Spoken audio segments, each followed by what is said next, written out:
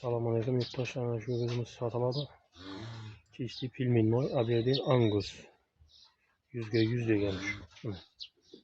Tabii kelep. Tabii tom kelle. Sıkıntı yok. Paçalarım eri meyde yani. Meyde suya gelmez. Eri paçaları eri suya. Götlerim. Çiğin. %100 Angus. Çatık patık emez. Zıbrit emez. Hanık özü. Menzil yangi bazarda.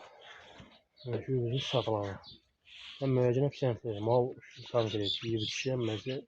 Vaksinaları kılıngan. Ne turuşu malımızı.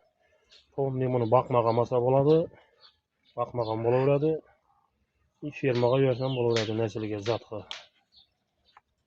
İşte orijinal özü. Harazim yangi bozarda.